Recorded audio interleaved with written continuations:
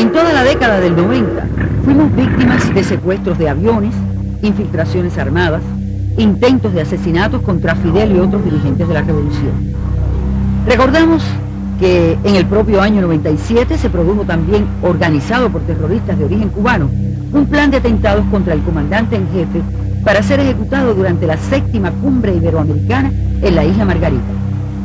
Los terroristas fueron encontrados en Puerto Rico, detenidos, juzgados y finalmente absueltos. Uno de los cargos por el que se condenó a Gerardo Hernández es el de conspiración para asesinar, al hacerlo responsable del derribo de 2 aviones procedentes de Miami que violaron el espacio aéreo cubano. Si el cargo de conspiración para asesinar cabe en alguna persona, esa es José Basulto, quien violó los acuerdos establecidos por la Organización Internacional de la Aeronáutica Civil.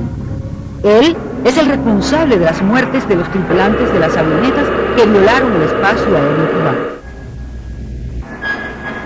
Estos terroristas representan para Cuba lo que los autores de los hechos horribles cometidos contra Estados Unidos representan para este país. Cuba nunca ha confiado ni confiará en estos personajes. Y como Cuba, Estados Unidos tampoco debería confiar en ellos, ni mucho menos protegerlos. Eso es un grave error que explicaría en parte por qué fenómenos como los del 11 de septiembre suceden. Desde el momento de la primera entrevista que tuvieron los acusados con los abogados, ellos les planteaban que si querían entender las razones por las que estaban ellos trabajando en Estados Unidos, debían venir a Cuba y buscar un poco en la historia de terrorismo que se ha cometido en los últimos años.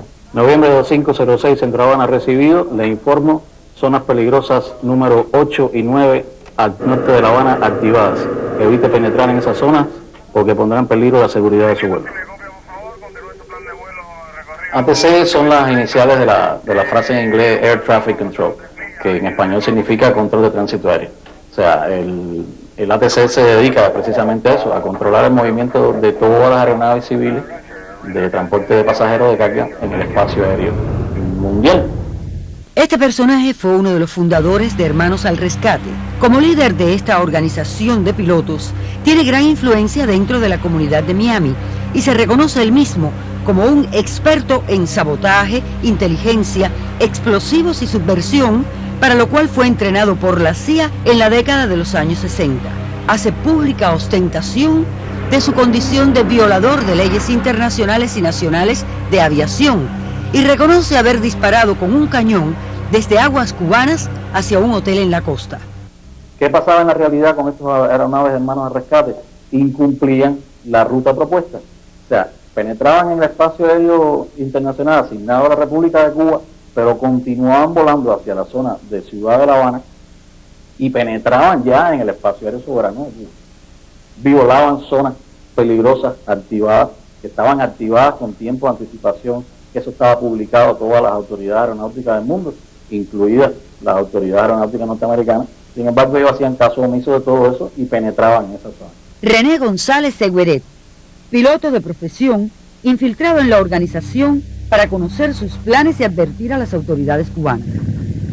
Entre otras cosas, supo que la organización trataba de probar bombas y adquirir aeronaves sofisticadas, y que incluso planeaba utilizar aeronaves no tripuladas para estrellarlas contra un acto público en Cuba. Cabe preguntar, ¿dónde están los verdaderos asesinos? ¿Por qué estos se pasean impunemente por las calles de Miami mientras nuestros 5 compatriotas se realmente por ciento